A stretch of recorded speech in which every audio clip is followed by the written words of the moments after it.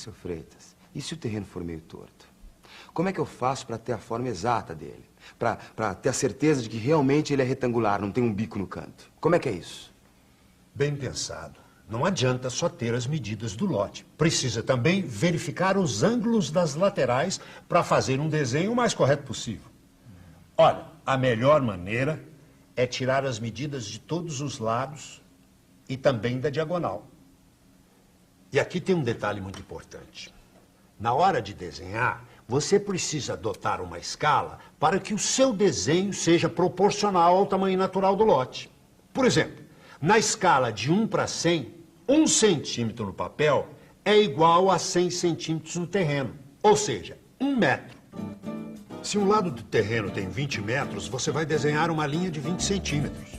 Na mesma proporção, você vai marcar um lado e depois a diagonal até fechar um triângulo. Depois é só marcar os outros 2 lados até fechar o desenho do terreno. Nas extremidades, você pode anotar os níveis para saber o caimento. Pronto, aí está o seu terreno. Depois das dicas do seu Freitas, a gente fez o desenho do terreno direitinho e aí passamos para a próxima fase, pensar a planta da casa. Falando em próxima fase, Pedro, o que é que você acha de fazer logo esses furos na parede, hein? Senão essa prateleira não vai ficar pronta nunca. Calma, meu amor. O que é isso? Pra que tanta pressa? Tem tempo, calma. Pô, se lembra quando a gente estava pensando no desenho da planta da casa? Como a gente fez tudo com calma, devagar, tranquilo? Poxa.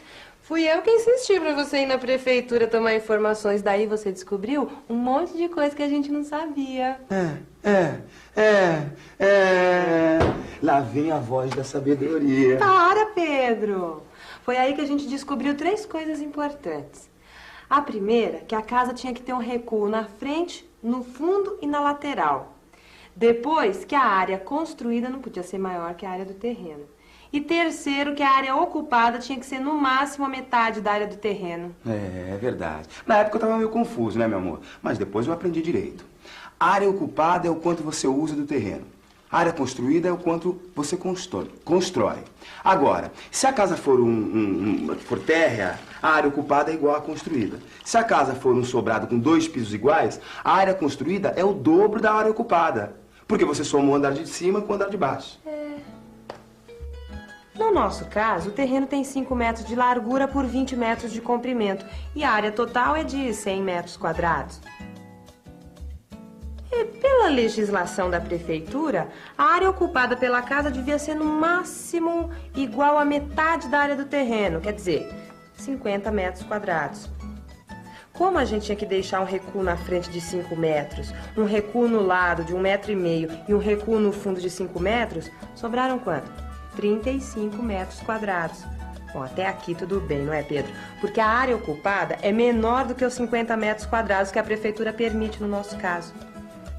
Como a gente resolveu fazer um sobrado, a área construída é de 2 vezes 35, ou seja, 70 metros quadrados. Bom, ainda assim é menor que 100 metros quadrados, que é a área total do nosso terreno. Então tudo bem, não tinha problema. Mas mesmo depois de ter decidido o tamanho da casa de acordo com o tamanho do terreno, eu ainda me sentia meio perdido. Eu não sabia de que lado a casa deveria ser feita. A disposição dos quartos, aonde colocar as janelas. É verdade, Pedro. Nessa hora é muito importante a gente conversar com a vizinhança, né? E observar o terreno, assim, em vários horários diferentes.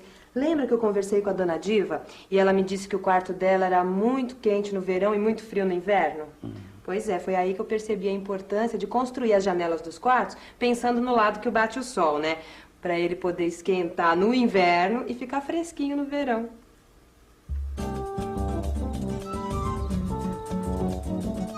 Uma vez, a gente foi no terreno bem cedinho. Tava começando a clarear. Só pra ver de que lado tava nascendo o sol.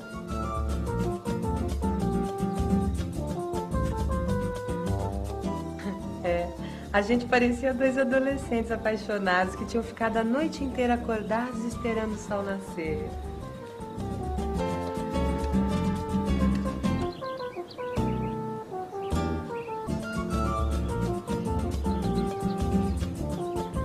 Parecia na época da escola que a gente aprendeu que o sol nasce no leste.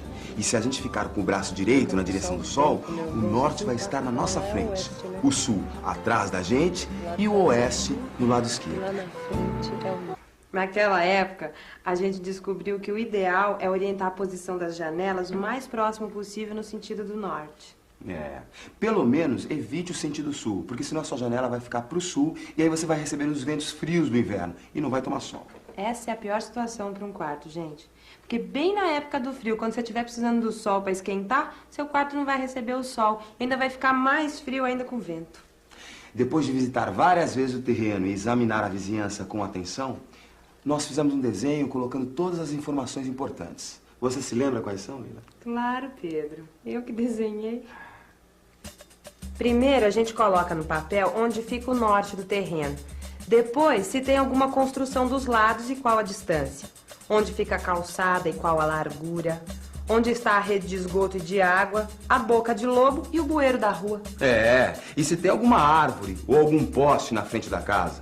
Porque senão você pode pensar em construir uma garagem e aí tem um poste bem na frente. Nessa hora, você já vai anotando de que lado fica a melhor vista ou se tem alguma coisa que precisa ser evitada. Depois, com o desenho completo, você pode começar a pensar no espaço interno que cada cômodo vai ocupar e fazer a planta da casa. A planta.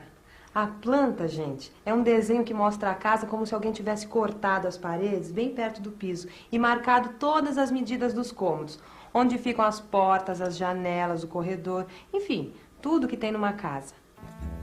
Na planta, a cozinha é desenhada assim. Depois vem a sala, a escada, as portas e janelas. A área de serviço, os muros, o quintal e todos os detalhes do andar de baixo. No andar de cima, tem o dormitório da frente, o corredor, o banheiro, a escada, o dormitório do fundo, as portas e janelas. Quando você fizer o projeto da sua casa, você deve experimentar de várias maneiras diferentes como ocupar bem o espaço interno.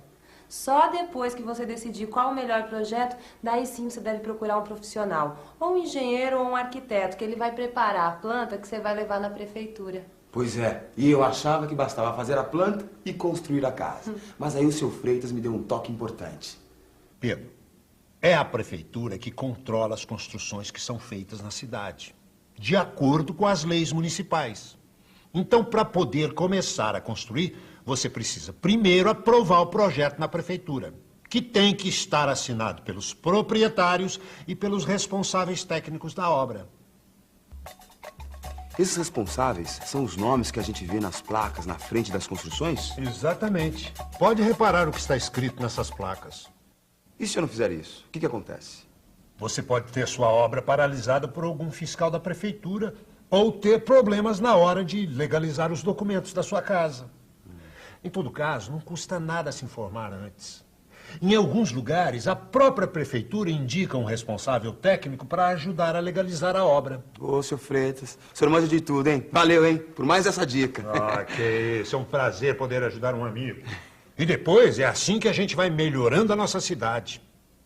Já imaginou se todo mundo fosse fazendo o que bem entendesse, construindo de qualquer maneira a bagunça que seria?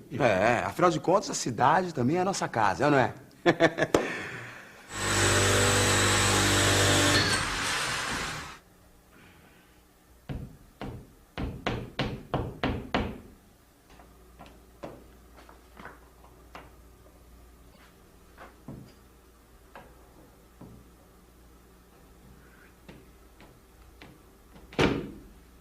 Perfeito! Mais um serviço lindo, qualidade, Pedrão.